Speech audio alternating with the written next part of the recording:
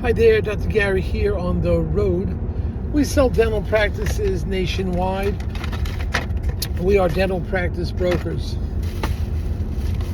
I was a dentist for 15 years, and now I'm doing the dental brokerage for the past 25 years, doing the dental brokerage for 15 years.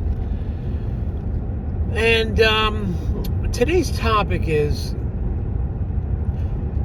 seller of a dental office can only provide a 4-year lease to the buyer. Problems? ?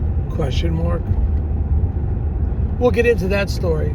As you know, we are now working 363 days a year. We have 10 employees, all at your service. You can reach us at 201-663-0935, website dentalpracticeguide.com or nationwidedentalpracticebrokers.com. So please give us a ring. Be happy to chat with you. If you're thinking about selling to one of the DSOs, large, and you're over $1 million, going to stay on a few years, 5 operatories or more, you may be a candidate for them. We work with them. We're independent of them. Excuse the sunglasses. It is a beautiful New Jersey day. And I'm southbound, going to the beach. If you're thinking about selling to them, give us a call. We work with them all the time. We work with about 150 of them, 140 of them throughout the country. We know who the best ones are, who's having trouble. There's consolidation going on, and not everybody can get funding. So we can help steer you in the right direction. We're independent of them, but they'll often pay our commission. So there'll generally be no commission to the seller on the higher ticket practice sales. And if your practice closes for $1 million or more, a successful closing will reimburse your legal fees based on some minor criteria at successful closing. We did that today, in fact. So we do try to help out where we can. Now,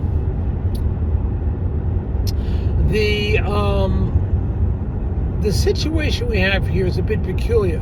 Mind you, I'm doing this for 15 years now. Done hundreds of closings, evaluations, appraisals.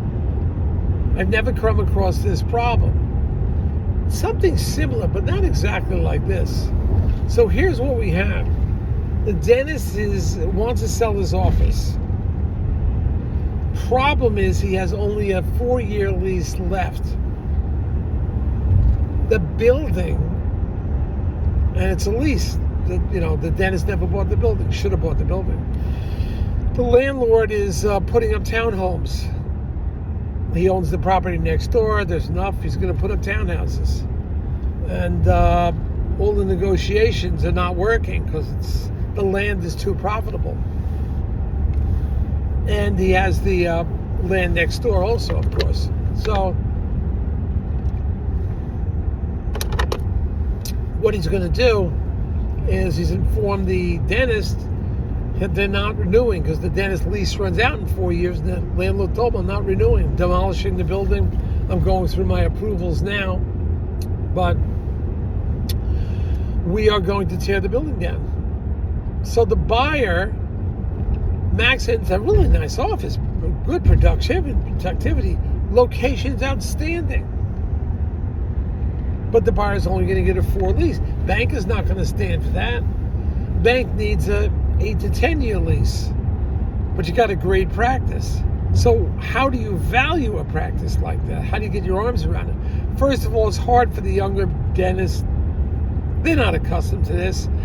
They're just accustomed to moving into the space, 10-year lease. And I guess they'll figure out what to do after 10 years. This, you only have 4 years, and the bank will not finance because you don't really technically have a long-term lease. So what's going to happen is we have to get valuation. I think we're going to have to move that dentist, but that's going to be hard. How do you find another GP dental office that's sitting empty? Or maybe literally low gross that you can move the patients in and try to salvage something from it. Because that office you go into has leasehold improvements, equipment, and so forth. Even if you don't like equipment, all the plumbing, all the heating, all the electric is in, water is in, the framing's done, reception room, the parking, it's all done for you.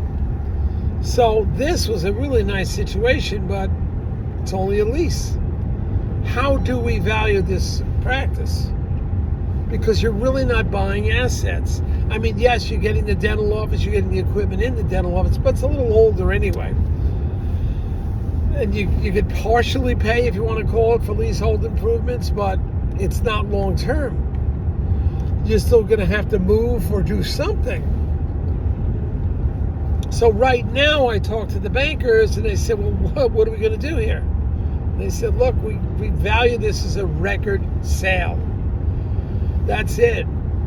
Unless the buyer has a place to move everybody to, it's still a record sale. And if he's going to move it, he'd have to move into an office that's up and running and, relatively modern. You got to pay a dentist for that. And how many dental offices are empty and fully equipped? I do come across a few now and then, but not that often. And you're going to buy somebody's practice, try to move the patients 3 miles, maybe 5, but I'd say 3 miles your max. And even then you'll lose patients. So this is a dilemma. Do you walk on, or do you get a great price on it at 35% approximately? I've gotten higher, I've gotten lower. What is your next step? We're suggesting buy it as a record sale, work there a couple years, try to find out where you're going to move the patients to. Because at the end of 4 years, you're done. There's no negotiation. Unless the landlord changes their mind and they're not going to build the townhomes there anymore. You don't have a lot of choices here. So you've got to give it some thought. As far as what the value of it, both banks say 35% of gross. Sometimes you can do a little better. Sometimes you do worse because it doesn't sell. But a younger millennium that goes in and knows he's not going to be getting an office long term, they get turned off a lot. And that happens. And you lose the whole deal. So I think ultimately we're going to go with what the bank thinks it's worth based on normal criteria and so forth. I think we're going to advise go for the record sale because I don't know any other way out of this. We'll obviously get less money, but everybody's happy this way. And he gets to sell because ultimately we want to get all these practices sold. All right, team, thank you for listening. We've got many more coming up. I'm South Bend on the beach, kicking off the summer. It's going to be incredible. Oh, I can't wait. I'm going to be on the beach in about 45 minutes, thinking about you guys. Maybe I'll make a video on the beach. Dr. Gary calling you from the beach. I'll see you, team.